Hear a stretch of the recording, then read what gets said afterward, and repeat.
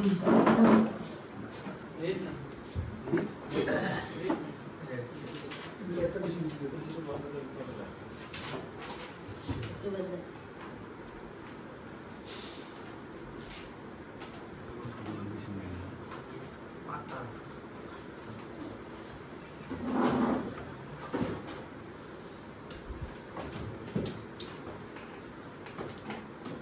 हो गया तुम्हारा सब बोर्ड, ठीक है। यहाँ से चार्जर इन होगा, कितना वोल्टेज? 5 वोल्टेज इन होगा। तो ये तुम्हारा 5 वोल्टेज यहाँ पर ये कनेक्टर होके, ये पत्ता होके, फिर पत्ता का यहाँ पर कनेक्टर होके, अगर ओबीपी आईसी है ओबीपी आईसी, ठीक है, ओबीपी आईसी होके फिर तुम्हारा चार्जिंग आईसी में इन होना पड़ेगा, चार्जिंग आईसी क्या होना पड़ेगा? इन होना पड़ेगा। 5 वोल्टेज यहाँ पर चेक करने का सिर्फ एक ही कैपेसिटर तुम लोग को यहाँ पर मिलेगा।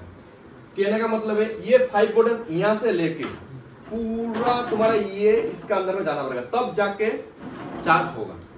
अगर कहीं पे भी ये कनेक्शन अगर मिस हो गया, चार्ज होगा? चार्जिंग ऐसे काम करेगा? नहीं करेगा। ये तुम लोग का दिमाग में रहना पड़ेगा कि एक चार्जिंग आईसी काम कब करेगा? जब ये 5 वोल्टेज पूरा आईसी के अंदर में जाएगा, तब जाके चार्जिंग आईसी काम करेगा। क्लियर? ये अगर इन नहीं हुआ तो आउट नहीं होगा। क्लियर? चार्जिंग आईसी क्या करेगा? डायरेक्ट बैटरी का साथ कनेक्ट रहेगा, बी बैट, और यहाँ पर तुम्हारा बैटरी कनेक्ट रहेगा, ठीक है। ये बैटरी, अब बैटरी का वोल्टेज मान लेता हूं 4 वोल्टेज है। क्लियर? तो ये 4 वोल्टेज यहाँ पर बैटरी का कोई कैपेसिटर या फिर अगर टेस्ट पॉइंट है तो यहाँ पर 4 वोल्टेज आएगा। क्लियर? बिना चार्जर का यहाँ पर 4 वोल्टेज आएगा। अभी हम लोग क्या करेगा? चार्जर लगाएगा। चार्जर लगाने में ये चार्जिंग ऐसी क्या करेगा? 4 वोल्टेज से ज्यादा, मतलब अगर 4.10 आया, 4.20 अगर आया यहाँ पर तो चार्ज होगा, बैटरी होगा। लेकिन अगर चार्जर लगाने के बाद में ये वोल्टेज नहीं बढ़ेगा तो बैटरी चार्ज नहीं होगा। क्लियर? बैटरी चार्ज नहीं होगा।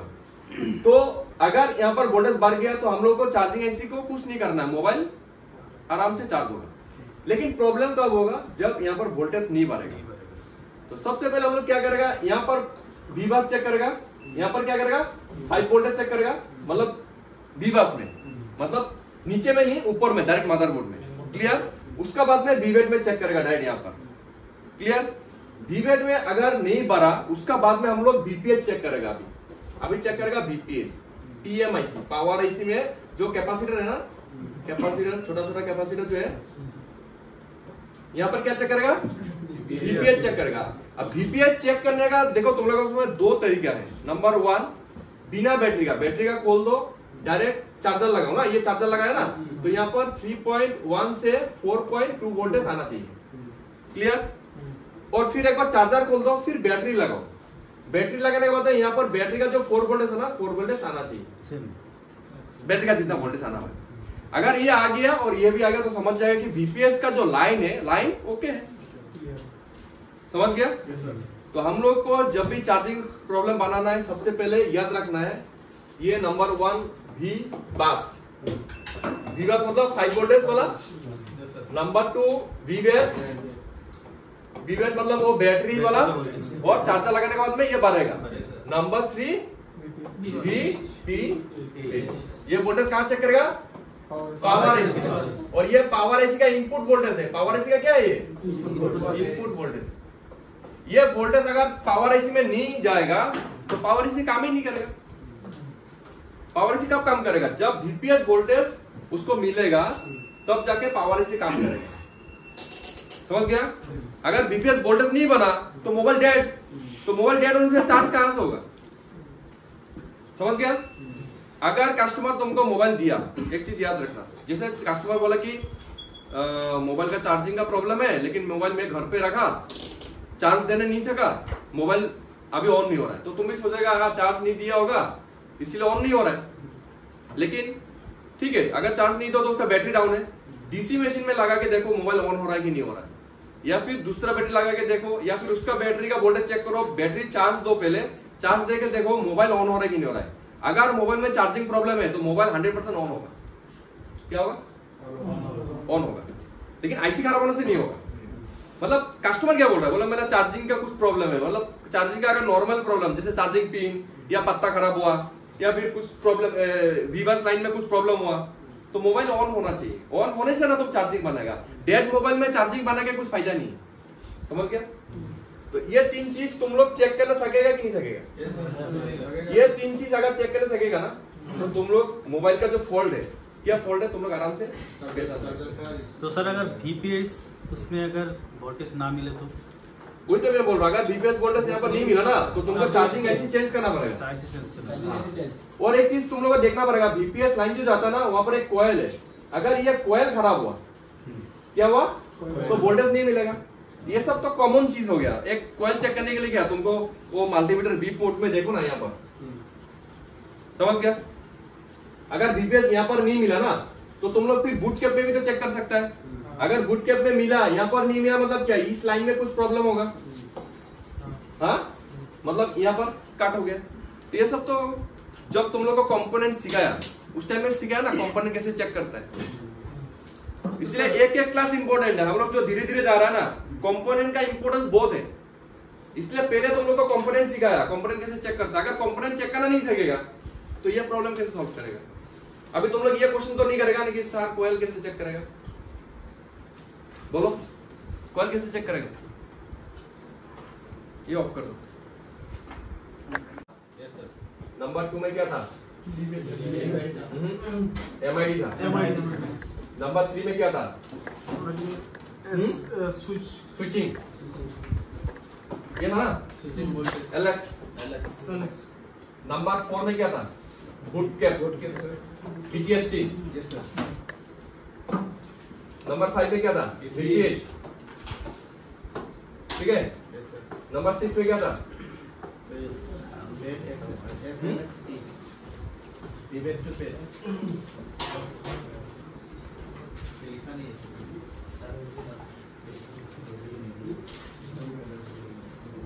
अभी देखो मेरा बात सुनो, ये VPS वोल्टेज देगा। अगर VPS ओके है मतलब ये ओके है, ये ओके है, ये ओके है, ये ओके। इसीलिए यहाँ पर चेक करने से, ये सब चेक नहीं करने से भी होता है। बात समझा? अगर आप बोला था VPS अगर वोल्टेज नहीं दिखा रहा है तो जाएगा एक्सपीरियंस कर देना, बूट कैप भी चेक करके दिखेगा। तो बूट कैप में अगर मिल रहा है लेकिन VPS में नहीं मिल रहा है, वो तो बेसिक होगा। लाइन तो तुमको वो तो बेसिक हो गया। और VPS वोल्टेज नहीं मिल रहा है तो मोबाइल ऑन नहीं होगा। तो VPS वोल्टेज यहाँ पर नहीं मिल रहा तो और एक जगह है ना जहाँ पर चार्जिंग ऐसे नीचे में, उधर में तो तुमको बेसिकली चेक करना ही पड़ेगा। जैसे बीबास मैंने चेक करने के लिए कहाँ बोला था? मदरबोर्ड में नहीं मिल रहा है तो तुम अल्टीमेटली नीचे में करेगा कि नहीं करेगा?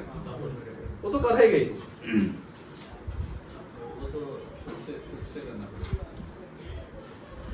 समझ गया? VPS में वोल्टेज आ गया मतलब ये सब ओके है, ये ओके ओके ओके ओके, ये 1 by 1 ये ओके होने से यहाँ पर आएगा। और ये VPS ओके होगा ना तब जाकर VBAC में वोल्टेज बढ़ेगा। ये भी याद रखना, VBAC में जो वोल्टेज बढ़ेगा ना ये ओके होने से यहाँ पर बढ़ेगा, ये ओके नहीं होगा तो यहाँ पर भी नहीं बढ़ेगा। जो तुम लोग को 1 2 3 4 5 6 ऐसा दिया है ना, वो 1 by 1 एक्टिवेट होने का बाद ही आएगा। मतलब ये समझ गया? मतलब कहने का मतलब ये है, तुम क्लास 1 पढ़ा, 2 पास किया, 3 पास किया, तब जाकर ना 10 में गया। तो 1 से 10 में तो नहीं गया। तो मेरा अभी मैं जजमेंट क्या लूंगा? जैसे ये मैट्रिक पास सर्टिफिकेट हमको लाके दिया, क्या दिया? तो कॉमन हो गया कि ये मैट्रिक पास किया तो ये 1 2 3 4 तो पढ़ा ही होगा। बात नहीं समझा? तो मैं तो जाके नहीं चेक करूंगा ना कि ये 1 में पढ़ा गया, 2 में पढ़ा गया, 3 में। ये सेम फॉर्मूला है। ये 1 2 3 4 जो क्लास 10 तक दिया ना, नीचे में पूरा आ गया मतलब ये ओके है, इसलिए नीचे में ओके होगा। अगर इधर में रुक गया ना तो प्रॉब्लम यहाँ पर भी हो सकता है, यहाँ पर भी हो सकता है, यहाँ पर भी हो सकता है। अगर VPS खराब है तो ये सब चेक कर। हाँ। বেয়া আছে তেতিয়া মই বুটকেপটো চেক কৰি চাব পাৰো স্টেপ বাই স্টেপ जाएगा আৰু উল্টাকে যাব উল্টাকে এটা ধৰা পৰি যাব ডাইৰেক্ট এসিস্টেন্স নকৰো আগতে বুটকেপটো চেক কৰি ল'ব লাগিব এইটো তো ফৰ্মুলা হয় এটা ইয়াত দিয়া হ'ল এটা উল্টা যাবা উল্টা চেক কৰিম এটা উল্টা চেক কৰোতে ইটো চেক কৰিবা ন ইটো চেক কৰিলে যদি ইয়াত আহি যায় মানে কি ইয়াৰ পৰা ইয়াত লাইনত প্ৰবলেম আছে বাকি এবিলাক ওকে ওকে ওকে আইসি চেঞ্জ কৰিব নালাগে সেইকাৰণে হেতু ফৰ্মুলাটো দি দিলো আৰু এটো হল শর্टकट টু कारण कस्टमर अगर आएगा तुम लोग के पास में अगर तुम लोग सब चेक करेगा तो चेक करने में 1 घंटा लगा देगा तुम लोग डायरेक्ट गुरी चेक करी विवास विवेट बीपीएस तीन चीज चेक करो तीन चीज में समझ में आ जाएगा कि प्रॉब्लम कहां पर है विवेट में है बीपीएस में है ना विवास में विवास में प्रॉब्लम है तो विवास सॉल्व करो विवेट प्रॉब्लम हुआ तो विवेट में प्रॉब्लम सॉल्व करो कहां पर क्या हुआ उल्टा चेक करो अभी फिर बीपीएस विवेट में प्रॉब्लम है बीपीएस जाएगा बीपीएस में नहीं आ रहा है तो बुटकेप में जाएगा ये उल्टा चालू हो जाएगा अभी इस 1 2 समझ गया कस्टमर को जल्दी चाहिए ना इसका प्रॉब्लम क्या है तो वो बता सकते हैं इसका हां 1 2 3 समझ गया তাৰপিছত